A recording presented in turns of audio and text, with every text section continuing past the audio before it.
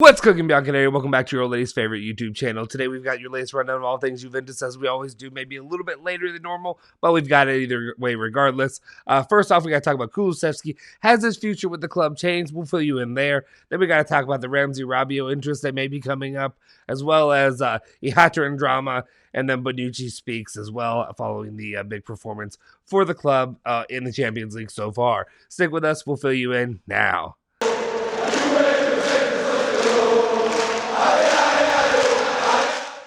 Ciao ragazzi, welcome back. You're in the Bianconeri zone. My name is Justin Sofro. It's Thursday, October 21st. By the time this drops, and for you all, maybe it'll be Friday, October 22nd, but cut me some slack. Anyway, we appreciate you guys for tuning in. As always, thank you for all of our loyal subscribers. If you're new here, go ahead and subscribe. Join the community that we have here at the Bianconeri zone. We would love to have you guys in. We want to hear your all's opinions as well. Make sure you hit that like button as well, and use that bell icon to stay notified for all our latest videos. All right. Let's just jump into it with the news that we have here. And first off that I need to talk about is Dejan Kulusevski, who was the man. He wasn't the man of the match. Okay. He wasn't the man of the match, but he was a big-time contributor in that match against Zenit, the savior at the end, delivering that header in. If not for that, we'd stuck with a draw. We'd be talking a lot less positively today overall. But let's just jump into what we had to say about him. And Tudo Sports reporting about him, saying that Dejan is getting his chance at the club. Allegri is not thinking about letting Kulusevski leave now. Post-game, he said that Dejan has important qualities, but still needs to learn. This is one of those where I know we have a vast variety of opinions when it comes to Dejan Kulusevski and his future at Juventus. And I completely understand the differing personalities and thoughts when it comes to the player. He's obviously a valuable enough player that obviously Juventus needs money. You could sell him, you could loan him out and see if he develops, but also make a pretty penny off him. But, and this is a big but, I mean, I compare him to Bernardeschi, and I know there'll be other people that say I'm negative. I'm a negative guy. I'm sorry. I just think I'm a realist. I think you like to sugarcoat things, and I think you need to get that off your diaper. But anyway, what I'm trying to say here overall about Dejan Kulusevski is when you look at him, you look at a player like Bernardeschi, you could add on, you can continue on for so long, and whatever he offers. Kulusevski still has that potential, and you can see it when you watch him play. If you're just waiting for it to click, you're waiting for that moment for it to really get together. Eventually, he could turn into a Bernardeschi, where that potential just never manifests. It could happen, but I think he still deserves that opportunity. I know, obviously, Julian, my boy Julian, at this channel agrees with me as well. But overall, what I'd say is give him a chance. You have till the end of the year. Hopefully, it can continue to develop and grow under Allegri. I think maybe hopefully he can develop and get something out of him. But you have to think about when it comes to the starting lineup right now, especially when you're in difficult circumstances like Juventus has been in recently, when it comes to Dybala being out, Morata being out, whatever they're, all the injuries that begin to pile up. I'm sorry, Bernardeschi's not going to get it done. 19 goals in 600 whatever games it is, and two memorable goals, of the last how many years. It's not going to get it done. It's not going to happen. Move on from him. Focus on Kulusevski. And I'm not trying to turn this into a negative Bernardeschi take, but the problem is they're both taking up the same spot usually, and those are the two that it's one or the other. So it's time for Kulusevski, get his opportunity. Happy for him. Happy for him to get that goal. Obviously, we're all celebrating that there. Let's move on to what he said after the match. He was talking to Sky Sport, and he was basically happy with his goal. He said, let me clear my throat. He said, I've been waiting for this goal. Now I'm much calmer, happy, and I can really start playing the season. I work a lot. I put everything I have into playing more. When you score goals, it helps you. You feel more comfortable. I want to play more and help the team more. The important thing was to win. We didn't play well, but it was important to win. All coaches are different. I have to be better at understanding more what to do. I have to play with less risks. I have to continue as I do. If I continue like this, it cannot go unwell. It can't not go unwell, or it cannot. Okay, sorry, I'm not a grammar major, but I'm pretty good when it comes to most, English and stuff like that, and it bothers me. The can't double negative means it cannot go well, or it can't. Whatever. We're not doing this right. I guess it means it can not go well. Anyway, whatever. It can't not go well, which means I understand why he says it, but I guess he could just say use a different term. You're not supposed to use a double negative. That's all I'm saying. Don't use a double negative in speech. I know this is translated, but still. Maybe it's not. I don't know. Maybe it wasn't. He listens to a lot of English rap, a lot of North American rap. Probably not good North American rap. Probably a lot of Drake. Yeah, it's a shot at you, Canadians, specifically you, Genotti. Anyway, but what I would like to say from him is, yes, I'd like to see him. Hopefully this calms his nerves. Hopefully you can see this be something that he can continue to grow and develop off of. I don't want to stick too much on Kulusevski because that will dominate the show if I let it. The important part that I really like of what he said, though, was saying about having to understand what Allegri wants and what Allegri desires and what he needs. That's important, not only for the player, but for Allegri, that they're on the same page. A lot of times players, I'm not going to say any names, a lot of players, he's gone, players that just expect everybody to fit their desires, not the actual coaching system and the way it works. That's why things aren't fruitful sometimes. Anyway, we'll move on from Kulusevski. I appreciate the performance that he gave, and just, good to him. Good for him. Good for you. Anyway, we can move on to the next conversation, or next topic, I guess, is Corriere dello Sport's reporting that Allegri will get an extra option coming up against Inter, and that is Dybala should be back for the game against Inter. I'll say this. And I don't know why. Whenever I do that, usually I'm being negative. I don't know why I'm doing that. I'm not being negative.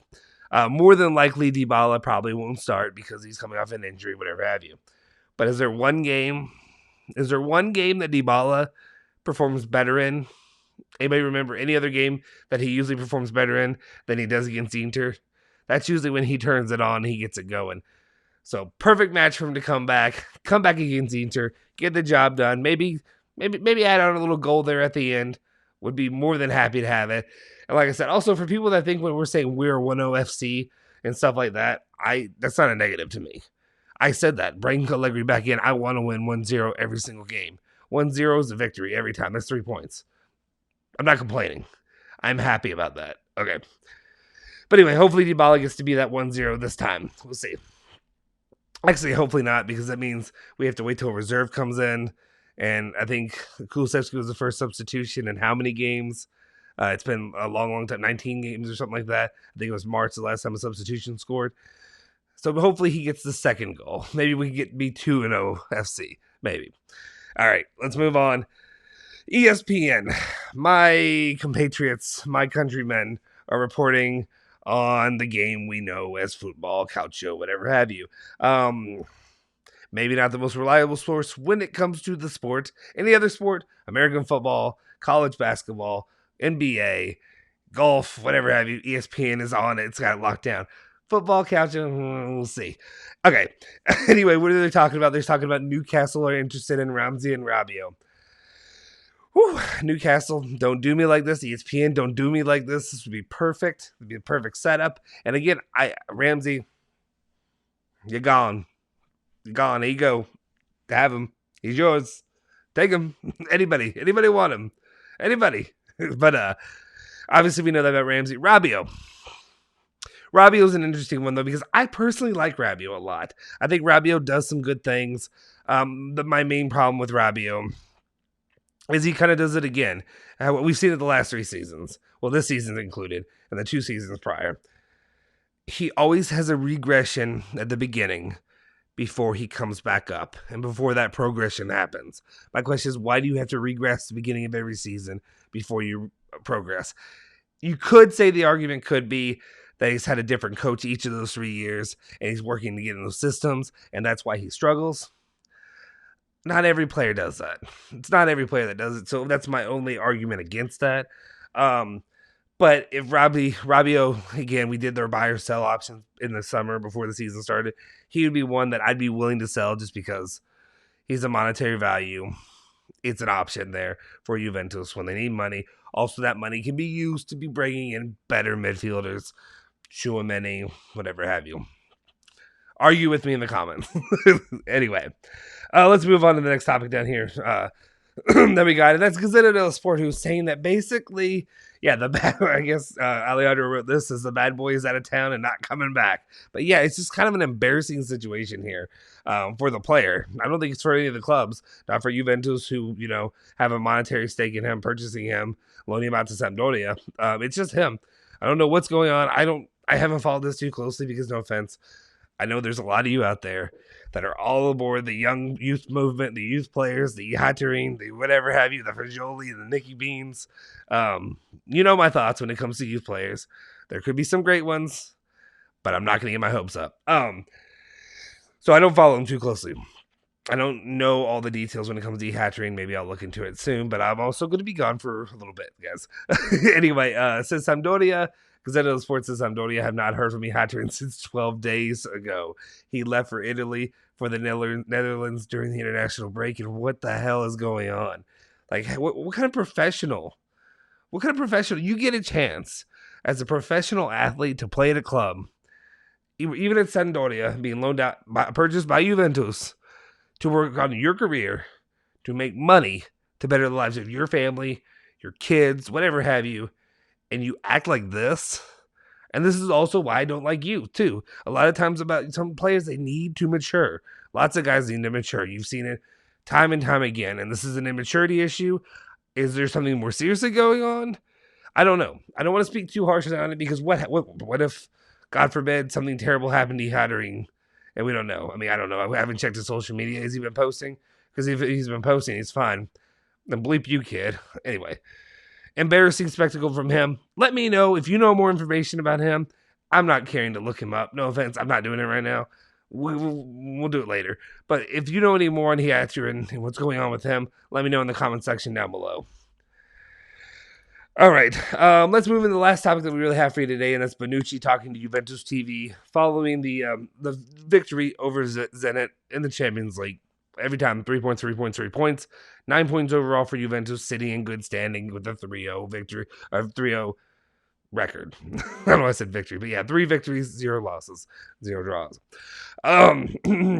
Basically, he said, we've shown that with the desire and humility we are rediscovering ourselves, the results will come. There's room for improvement, but we're starting to see the Juve spirit again. Everyone has a spirit of sacrifice and a desire not to concede.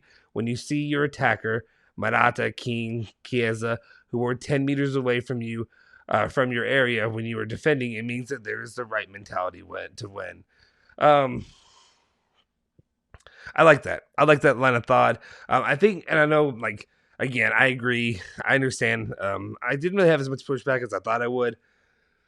But we talked about, and I'm also, I'm a shill. I'm an Italian shill, and I take up for my Italian guys. I love Bonucci. I love Chiellini. I love these guys, regardless of what you guys think.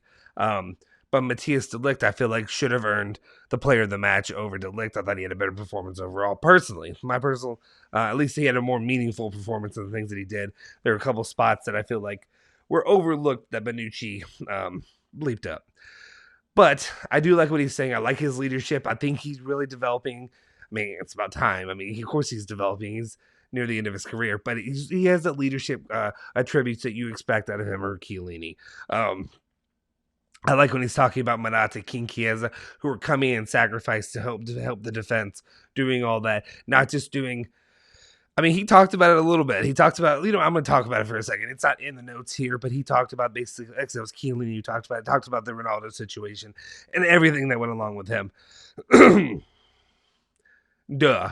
I mean, that's all I can really say to what Chiellini said. If you haven't seen it already, I think Chiellini said something to the point of basically Ronaldo really screwed the team by leaving on August 28th or whatever day it was when he left, 18th, 28th. I'm mixing up the days in my head because I'm doing this off the cuff. Screwed over the team, put the team in a bad place. The team had to really come back. It was like mentally, physically, whatever you have. All the players that were working, they did really just it threw everything out of whack. And now they're coming back from it. Now the team looks good, and they look like the team that Allegri really probably wants to see out there. Hopefully, I mean, I like it. I see progress, which is something that I haven't seen in a couple years, to be honest. But I'm excited about that. But it's just Ronaldo, everything that we thought. Ronaldo screwed over the teams. He screwed over his teammates. His teammates felt that way. They were pissed about it. It really affected the way the team played. Anyway, that's a sense of immaturity, but it's also showing a guy who doesn't sacrifice. He only cares about himself first. That's, again, the way I look at it. If I'm wrong, I'm wrong. But I just view it as he's not a guy who's willing to sacrifice. How many times ever did you see Ronaldo try to come and help the defense? When do you ever see Ronaldo move anywhere outside of pouting and I don't need to turn this into a Ronaldo thing, but it's relevant right now because Chiellini mentioned it, but also seeing Bonucci give credit to guys like Morata, Keane, and Chiesa who will actually do that, who will sacrifice and come help out, move out of their position, not just looking to attack, looking for the goals, looking for the ball to come to them, to actually come make progress on it, go attack, go be aggressive, go get the ball back, go win the ball back yourself, that kind of stuff. And that's the kind of stuff that I like to see from these new guys that we have, the youth movement, like I said, the Keane, the Chiesas. Hopefully Kulusevski will be one of those guys. These guys, this new mentality, that's something that Juventus has missed recently. Locatelli's, whatever have you. Delict, of course, Delict. I can't leave him out. These are the youth mentality that we need to help grow, to get Juventus back to the pinnacle of where they need to be at. Anyway, guys, that's all the news that I really have for you today. I appreciate you guys for tuning in this late news video that I dropped, or if it's maybe early morning for some of you. I appreciate all your continued support. If you're new here, if you haven't already, hit that subscribe button. What are you doing? If you haven't, and if you hit that like button, make sure you hit that like button, guys. It really helps us with the algorithm, so that way more Juventus fans can come join our community and be a part of what we have here. I think it's really special what is developing. One last little advertisement before I go. Just want to say, if you haven't already, join the member squad. Join the member squad of what we have here at the Bianconeri Zone. We have 2 levels, Bianconeri Zone Club and Bianconeri Zone Lounge. Honestly, it's really worth it just to go ahead and do the lounge. It's only like pennies more. It's like less than $1 more. Maybe it's like exactly $1 more, or €1 more. But it's less than I spend daily to go get coffee. Like, it's really cheap. You do it once a month. It's a once a month payment, and what you get out of that, you get so much more new content. You get your name highlighted. You get a cool badge next to it. It'll continue to develop. You'll have access to the new member Discord. Discord's fun. I didn't realize I wasn't big on stuff like that, but the Discord has been really cool because it's just a constant conversation with you guys. No matter where I am in the world, I don't just have to be here on the computer doing videos, doing lives, talking to you guys. We can talk about games during the games. It's really fun, especially for guys. What we're developing here is a community for Juventus fans that don't have community. I live in Louisville, Kentucky. There are no other, well, there are, I'm sure there's some, but it's not a community of Juventus fans everywhere. We're developing that community here worldwide, right here in the Bianconeri Zone. But the biggest thing what we're going to do here is we are going to do the basically call-ins, where you can do call-ins to our post-game lives. You guys get to come in, hang out. No ifs, ands, or whats. You can say whatever you want, say how you feel, get it all off your chest. That's what we're here for. I love that about post games. You get to do that, and you get to talk about your feelings and everything. Going after the Juventus games, I think it's really exciting and fun to do this. If you're pissed about it, you can rant and rave about any player, talk about it how you want, talk about whatever. We may battle you on it, but maybe not. But also we may agree with you. We'll see. But also in the highest moments, you get to join us and celebrate in the lives with us and be a part of the channel. And that's the biggest part of what we do here.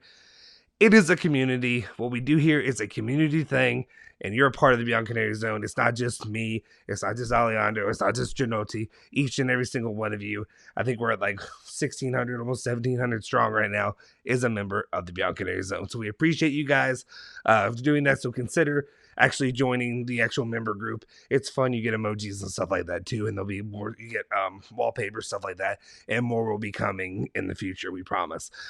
Appreciate you guys for tuning in. Make sure you follow Bianconeri Zone at Bianconeri Zone on Twitter and Instagram. Follow me at Justin Sofro on Twitter. Follow Julian Gianotti at Gianotti151 on Twitter as well. Forza Juve, Forza Bianconeri.